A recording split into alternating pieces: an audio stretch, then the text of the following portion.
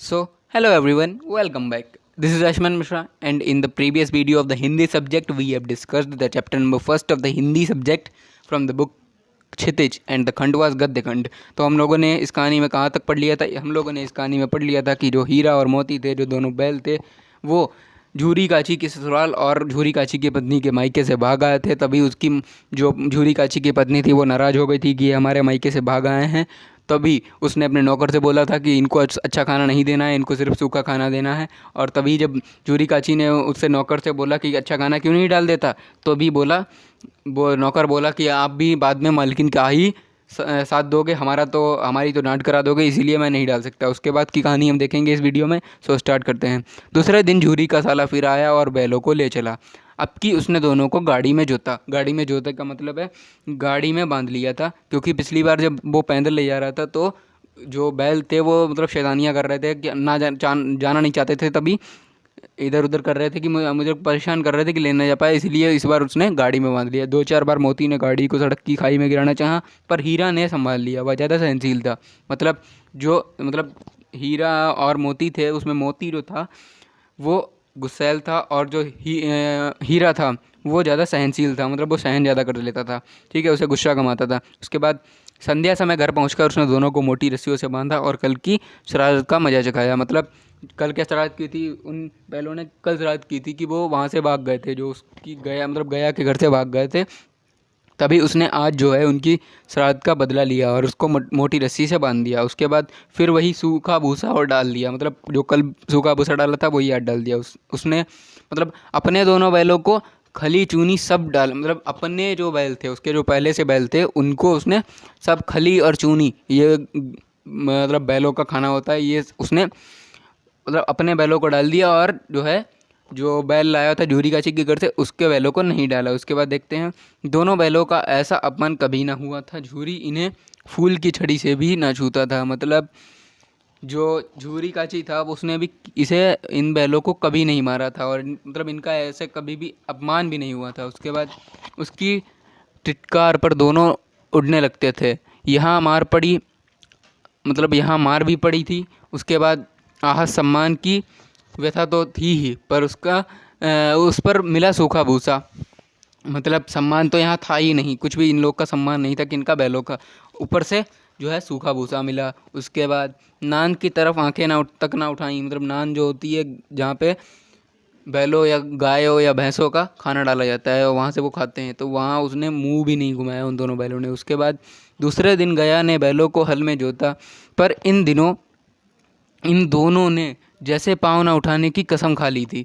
मतलब दूसरे दिन, जब अगले दिन बैलों को हल में जोता गया, मतलब बैलों को हल में बांध लिया गया खेत जोतने के लिए, पर इन दोनों ने पैर भी नहीं हिलाए। मतलब कि इन्होंने कसम खा ली थी कि हम पैर नहीं हिलाएंगे। इसके बाद वह मारते मारते थक गया। जो झूरी का चीका साला थक गया, वो इन दोनों को मारते मारते थक गया, पर दोनों ने पाँव ना उठाए।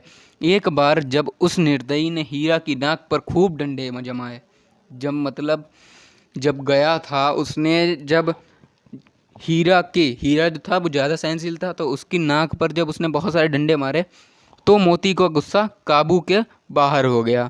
मोती, मैंने पहले भी बताया है कि ज़्यादा गुस्सैल था। हल लेकर भागा, हल रस्सी जुआ जोत सब टूट टाट कर बराबर हो गया। मतलब सब टूट गया। गले में बड़ी बड़ी रस्सियाँ ना होती तो दोनों पकड़ाई में ना आते। अगर रस्सियाँ ना बांधी होती मोटी मोटी दोनों, तो मतलब इतनी गुस्से में थे तो पकड़ में नहीं आते। उसके बाद हीरा ने मूक भाषा में कहा, मूक भाषा मतलब जो उन्हीं की भाषा होती है, हम लोग वो समझते नहीं हैं, भागना व्यर्थ है। मोती ने उत्तर दिया, तुम्हारी तो इसने जान ही ले ली थी। बहुत मारा था ना, इसीलिए तभी बोल रहा है मोती कि इसने तुम्हारी तो जान ही ले ली थी। किससे बोल रहा है? हीरा से। अब की बड़ी मार पड़ेगी, ठीक है। उसके बाद पढ़ने दो, बैल का जन्म लिया है तो मार से कहाँ तक बचेंगे? क्या बोला? पढ़ने दो, बैल का जन्म लिया है तो मार से कहाँ तक बचेंगे? कौन बोल रहा है? हीरा बोल रहा है मोती से। गया दो आदमियों के साथ दौड़ा आ रहा है, दोनों के हाथों में लाठियाँ हैं। मोती बोला, कहो तो दिखा दूँ कुछ मजा मैं भी। मतलब क्या मज़े की बात कर रहा है कि मैं इन लोगों से लड़ दूँ, इन लोगों को मार दूँ। लाठी लेकर आ रहा है, मतलब कौन बोल रहा है, मोती बोल रहा है कि लाठी लेकर आ रहा है, बताओ तो मैं इनको मजा चुका दूँ। तो हीरा ने समझाया, नहीं भाई खड़े हो जाओ, मुझे मारेगा तो मैं भी एक दो गिरा दूंगा। मतलब कौन बोला, मोती बोला कि मुझे अगर मारा तो मैं एक दो को गिरा दूंगा। नहीं, हमारी जाति का यह धर्म नहीं है। किसने बोला, कौन सा दूसरा वाला जो बैल था जिसका नाम था हीरा, उसने बोला कि नहीं, हमारी जाति का यह धर्म नहीं है कि किसी को गिरा देना। बट आजकल ये नहीं होता, सब सांड मारते हैं। ठीक है, उसके बाद मोती दिल में ऐंठ कर रह गया। गुस्सा बहुत आ रही थी बट कुछ नहीं किया। गया आ पहुंचा और दोनों को पकड़ कर ले चला। कुशल हुई कि उसने इस वक्त मारपीट न की, नहीं तो मोती भी पलट पड़ता, मोती भी मारता अगर इस टाइम उसको मारते। उसके तेवर देखकर गया और उसके सहायक समझ गए कि इस वक्त टाल जाना ही बेहतर है, मसलहत है। ठीक है, मसला लिखा है लेकिन बेहतर बोल सकते हैं। क्यों बेहतर है, क्योंकि इस टाइम वो जानते थे कि इनको गुस्सा है बहुत, तो अगर अभी मारेंगे तो हमारी भी मार पड़ जाएगी, इसीलिए उन्होंने इस टाइम नहीं मारा। आज दोनों के सामने फिर वही सूखा भूसा लाया गया। दोनों चुपचाप खड़े रहे। घर के लोग भोजन करने लगे। उस वक्त एक छोटी सी लड़की 2 रोटियां लेकर निकली और दोनों के मुंह में देकर चली गई। उस एक रोटी से इनकी भूख तो क्या शांत होती, मतलब एक रोटी से इनका क्या होता, ये तो बैल है ना, इनको तो बहुत सारा खाना चाहिए, तो एक रोटी से क्या होता। पर दोनों के हृदय को मनोभोजन मिल गया, मतलब शांति तो मिली कि हाँ कोई तो है यहाँ पे, यहाँ भी किसी सज्जन का वास है। सज्जन मतलब अच्छा व्यक्ति। उसके बाद लड़की भैरव की थी, भैरव वहाँ का जो है एक आदमी था उस गांव का। उसके बाद उसकी माँ मर चुकी थी, सौतेली माँ उसे मारती रहती थी, इसलिए इन बैलों से उसे एक प्रकार का आत्मीयता हो गई थी कि इनकी बीमार पड़ती है, मतलब बैलों की बीमार पड़ती रहती है और हमारी बीमार पड़ती रहती है, तो मतलब दुश्मन का दुश्मन दोस्त होता है। ठीक है, दोस्त मतलब यहाँ पे दुश्मन का दुश्मन तो कोई नहीं है, लेकिन हमारी बीमार पड़ रही है, इसकी बीमार पड़ रही है, तो दोस्त बन गए।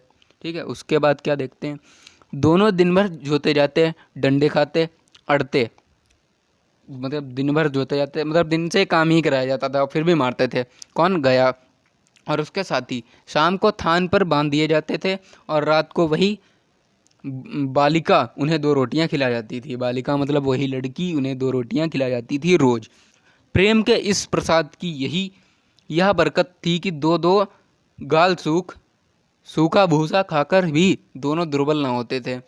मतलब प्रेम के इस प्रसाद की यह बरकत थी कि 2-2 गाल सूखा भूसा खाकर भी दोनों दुर्बल ना होते थे।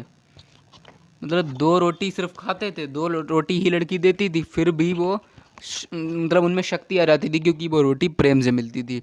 मगर दोनों की आंखों में रोम रोम में विद्रोह भरा हुआ था।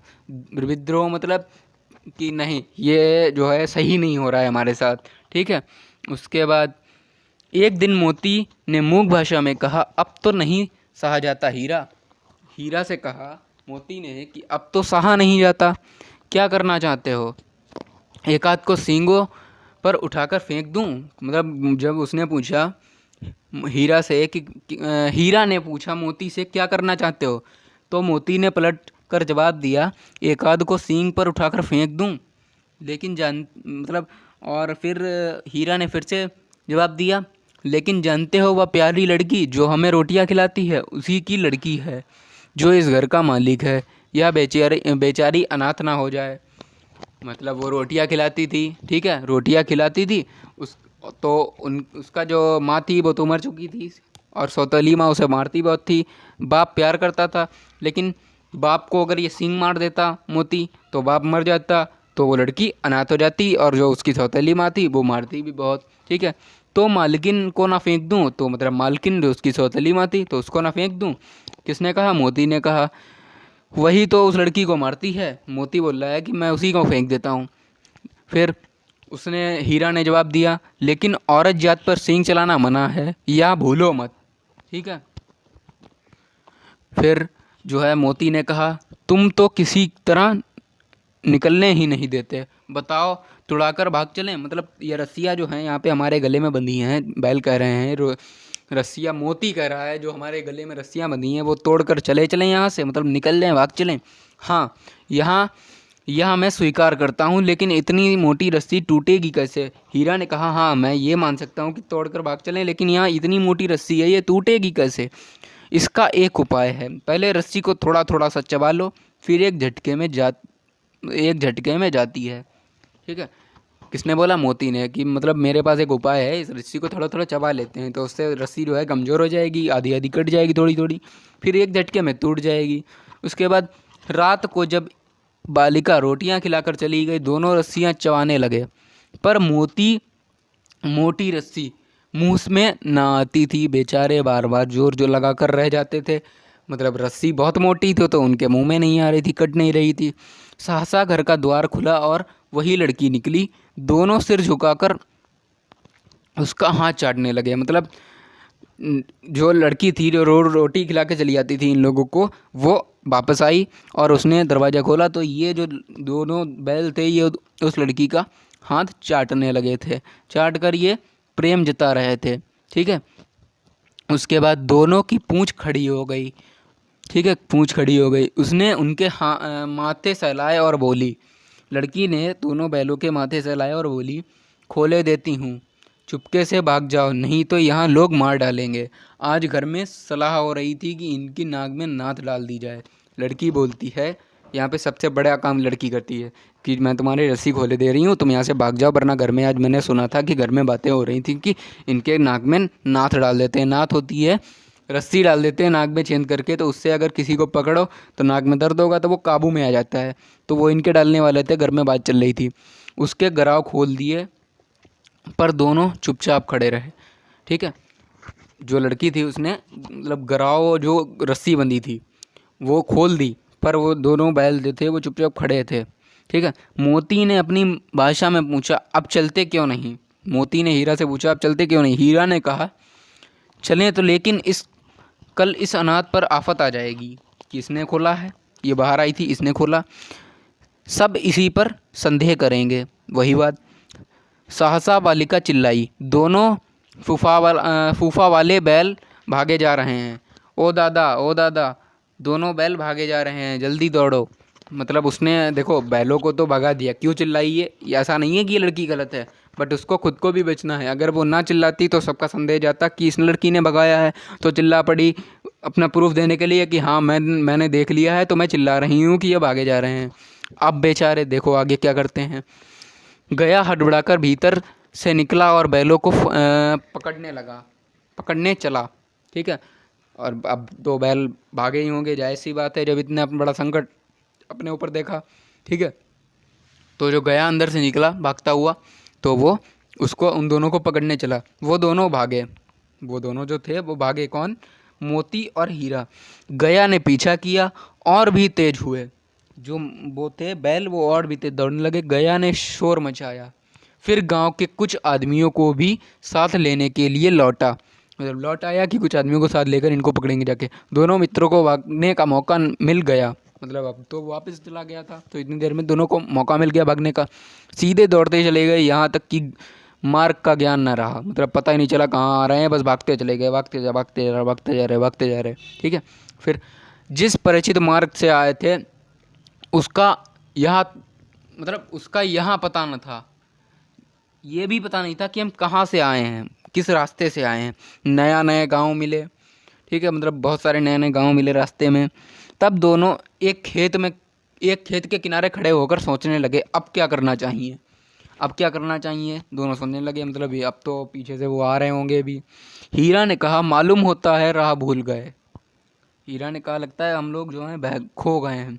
उसके बाद तुम भी बेतहाशा भागे, वही उसे मार गिराना था।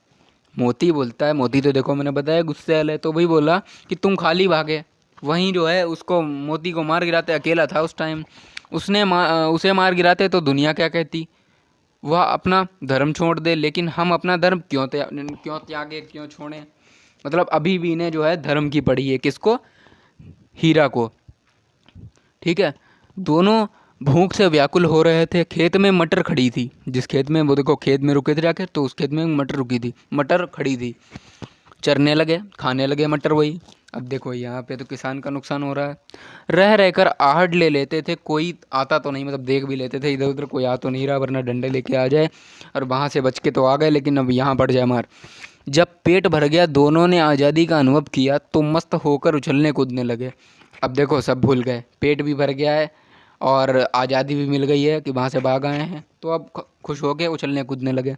पहले दोनों ने डकार ली, फिर सींग मिलाए और एक दूसरे को ठेलने लगे, मतलब एक दूसरे से अपने बॉडी को एक दूसरे से रगड़ने लगे। मोती ने हीरा को कई कदम पीछे हटा दिया, मोती ने हीरा को कई कदम पीछे हटा दिया। मतलब देखो, एक इधर से जोर लगा रहा है, देखो अभी दिखा रहा, एक इधर से जोर लगा रहा है, एक इधर से जोर लगा रहा है। तो इधर से जो ये है मोती, ठीक है, ये है मोती और ये है हीरा। तो मोती ने हीरा को 2 कदम पीछे धकेल दिया, क्योंकि मोती जो था वो ज़्यादा ताकतवर था और उससे गुस्सेल भी था। ठीक है, यहाँ तक कि वह खाई में गिर गया। कौन? हीरा। ठीक है, हीरा खाई में गिर गया, इतनी तेज उसने धक्का दिया। तब उसे भी क्रोध आया, संभल कर उठा और फिर मोती से मिल गया। मतलब उसे भी क्रोध आया, किसे?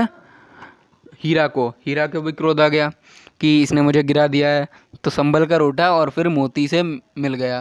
अब दोस्त हैं, ठीक है। मोती ने देखा खेल में झगड़ा हुआ चलता चाहता है, ठीक है, तो किनारे हट गया। जब मोती ने देखा कि मैंने उसे धक्का दिया तो वो गुस्सा हो गया, अब वो मेरे से लड़ रहा है, तो अब मोती समझ गया कि लड़ाई हो जाएगी यहाँ पे। अपन लोग भी समझते नहीं है कि मतलब दोस्ती दोस्ती में ऐसे लड़ाई हो जाती है, तो उसने भी सोचा लड़ाई हो जाती है, लड़ाई हो जाएगी, तो मोती जो था वो साइड में हट गया। और यहीं पे इस चैप्टर का दूसरा अध्याय भी कंप्लीट। तो हम तीसरा अध्याय देखेंगे अगले वीडियो में, और इस चैप्टर के कुल 5 अध्याय हैं। तो अभी कितने वीडियो और बनेंगे? 3 वीडियो और बनेंगे चैप्टर पे। सो बाय।